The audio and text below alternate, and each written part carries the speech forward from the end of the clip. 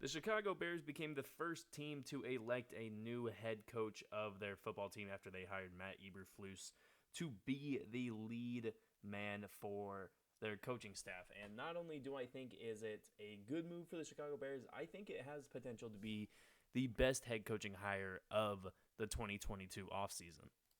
Now, I understand there's a lot of candidates out there that honestly I had ahead of Eberflus, namely guys like Eric Bieniemy, namely guys like Kellen Moore, namely like a lot of other guys around the NFL who I probably had slated ahead of Matt Eberflus due to the fact that a lot of other guys have probably proved a little bit more than Eberflus has in the past 4 years. However, with that being said, Matt Eberflus took over an Indianapolis Colts defense as the defensive coordinator for a team that was 30th in the NFL in points allowed in 2017. He turned that into 10th in the NFL in 2018. And in 3 of the 4 years, the Indianapolis Colts have ranked inside of the top 10 in terms of points allowed against them. And they have been a top 10 team in terms of forcing turnovers every single year, including this year when they were first in the NFL. Now, if you're a Chicago Bears fan, you'll remember that a few years ago when the Chicago Bears were at the top of their game, Matt Nagy was winning Coach of the Year awards, Mitchell Trubisky was looking like the next great rookie quarterback. It was because their defense was as good as it was. Not only were they taking away turnovers with Vic Fangio as their defensive coordinator, but they were turning it into touchdowns, either with, interceptions or fumble recoveries or just with, setting up their offense in really easy positions to score. So in my opinion, the GM for the Chicago Bears, the newly elected GM of the Chicago Bears, which I don't even know his name. It's like Bowles or Poles or something like that.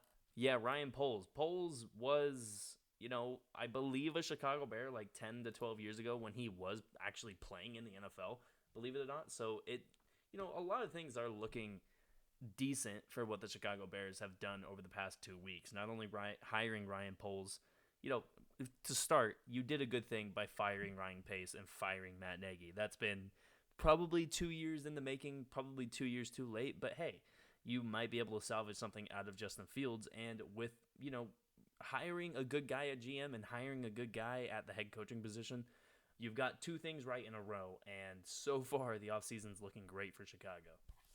Now let's get back to Matt Eberflus and why I think he is going to be the number one head coaching hire of this season. First off, he has developed a lot of first-team All-Pros over the past 4 years for that Indianapolis Colts defense, namely Darius Leonard and namely DeForest Buckner in the last 2 seasons. Going into it, he's going to be dealing with guys like Roquan Smith. He's going to have guys like Khalil Mack. He's going to hopefully have guys like Akeem Hicks on the inside. He's going to have a lot of guys and improving Jalen Johnson on that, outside on their secondary, Eddie Jackson in the back end. He's got a lot of really good players at his disposal, and he's got a lot of really good talent that he can put into positions to keep the Chicago Bears not only as a good defense, but improve them to one of the elite ones in the NFL again. What I also really love about this hire is it doesn't tie the head coach to the success of Justin Fields. Now, I do understand that if Chicago Bears do not play well in the first season under Matt Eberflus, he could be fired. If they go 6-11 and their offense looks terrible and their defense does not look elite, yes, he could be fired. But I don't know if necessarily if the team struggles or if Justin Fields struggles, namely, that it's going to be tied to what Matt Eberflus does as a head coach, because Matt Eberflus is basically going to be the defensive coordinator / defensive play caller. He's mostly going to be a guy developing that defense, and if he can, he wants to have an offensive coordinator come in and develop Justin Fields into an elite quarterback. And those kind of go hand in hand as to why Matt Eberflus will be able to just do what he is supposed to do as a de facto defensive coordinator, defensive play caller, and, not have as much of an impact on Justin Fields as previous head coaches for that team have had on their previous quarterbacks. Now, the last thing that the Chicago Bears really need to do to fill out their coaching staff is find a good offensive coordinator who has proven to be good at his job over the past few years. This is what they've already done with Matt Eberflus as the head coach, and it's what they need to do with an offensive coordinator. And the name that I think would be an incredible option, at least as maybe the same position he's in right now as pass game coordinator / quarterbacks coach, is Pep Hamilton. Right now he's with the Houston Texans, which is my favorite team, which obviously that doesn't matter that much, but I guess I just thought I should throw it out there. But he has served as, the quarterbacks coach or passing game coordinator for some really good players in the NFL, namely Andrew Luck in 07 to 09 when he was the coordinator for Andrew Luck in college and his first couple seasons in the NFL.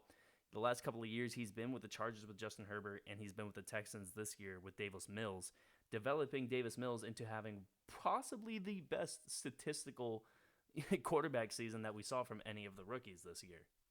Now, am I saying Davis Mills is better than Mac Jones or Trey Lance, or am I even saying he's better than Trey Lance, who I think is not going to be a good quarterback? No, I'm not saying that. But what I am saying is he did develop Davis Mills into being, there could be a future in Houston with Davis Mills, which nobody thought in hell would happen less than a year ago when he was drafted out of Stanford. All in all, I think just having a positive environment in Chicago is what's needed most.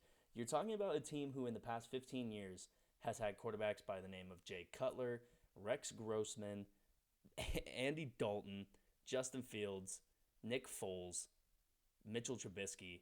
Something needs to go right over these next 3 to 4 seasons to put the Chicago Bears back on the map as an elite team. And I'm not just saying make the playoffs one time and get double doinked out of the playoffs. What I'm saying is develop a team. Don't make the playoffs this first year. Go like 7-10. Go 8-9. Develop your team. Because right now, there's no reason to say that whoever gets hired as the offensive coordinator or even no matter who would have gotten hired as the head coach, this team has a long way to go. Justin Fields did not look ready to play starting quarterback for the Chicago Bears last season.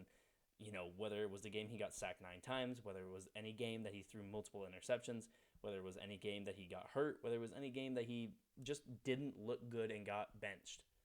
Justin Fields did not have an incredible year last year, even, comparing him to other rookies. So just keep the positive environment going. There's a lot of positive things happening right now in Chicago with the GM hire, with the head coach hire. If they get the offensive coordinator right, if they get the rest of the coaching staff right and have a good offseason, then like I said, Matt Eberflus will prove to be the best head coaching hire of the 2022 offseason.